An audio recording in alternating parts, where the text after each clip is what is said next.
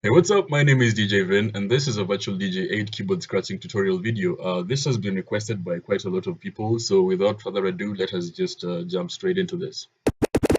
Do you believe in love at first sight?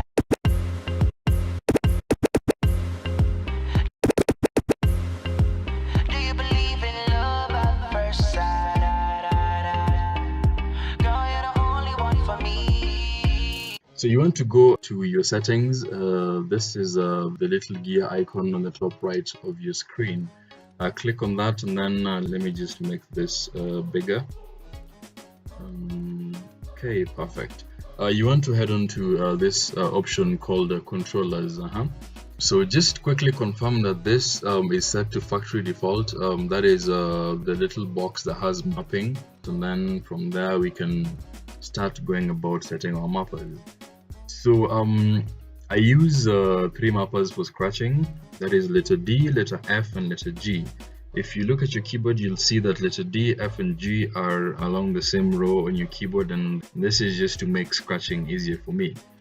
So how to set up the keys now? You're going to see this little box here that has key at the top. Come and highlight or just click in there, and then we're going to start by setting up our letter G. So we hit letter G on your keyboard like that, and then come down to the bigger box at the bottom written action, then type in scratch space plus 120 ms. Ms in this case stands for microseconds or milliseconds, I'm not really sure, but just type in scratch space plus 120 ms. Then come back again to this place written key, type in letter D, come back down to action, type in scratch space minus 120 ms. Okay, then come back here again, type in letter F, then come back to the action to the action space, type in Q underscore stop. And that's just it. Let's just confirm this real quick. On this left pane, we have letter G is scratch space plus 120 ms, letter D is scratch space minus 120 ms, letter F is Q stop. So yeah, we have all the mappers set, and I think we're good to go now. So let's just go back to the page. Yeah, you're going to get a virtual DJ notification window that's going to ask you if you want to save the changes. Yes, click yes. Then we're back onto the main interface. So yeah, we have the mappers set up, and now it's all about using them.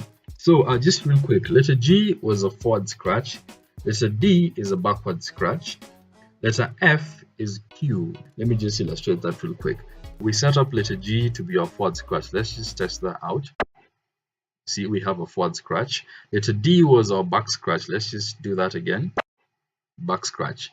Letter F is Young money. So depending on how fast your hands are and what kind of patterns you're interested in playing or making, you can really achieve virtually any type of scratch you can do on a deck using this. You can do a simple baby scratch, something that goes like this. You can do slightly faster scratches, or you can do scratch and drop. Yeah, and sometimes you can mix different types of scratches. You can mix fast scratches, slow scratches, you can mix tabs, you can mix cuts. There's like a whole ton of possibilities when it comes to scratching using mappers on the keyboard. Young money. Young money. Young money. Young money. Young money. Young money. Young money. And all this is going to depend mostly on how you play around with letter D and letter G, or basically you sort of imagine yourself scratching on actual turntables and you try to replicate what you would do there here.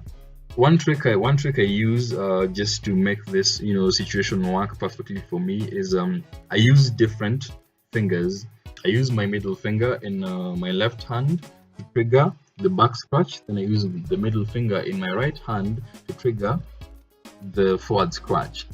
So that just makes it easier for you to scratch, achieve these very fast scratches and do some really cool effects. Okay, so let me just show you guys how this would work in a low tempo track like this one, for instance. Forward scratch, back scratch, forward scratch, back scratch, drop the track. Know nothing. But I mean, when you're mixing and you're definitely playing tracks that have more or less the same tempos, and you're trying to bring in this one, definitely you're going to be scratching at a slightly higher speed than what I'm doing right now.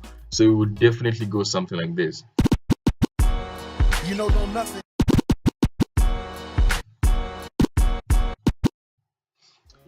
Something of the sort. So for this example, I'm going to use a vocals only track, and we can still play around with the buttons, letter D and letter G and letter F, just to achieve some cool sounding scratches. Here's an instance.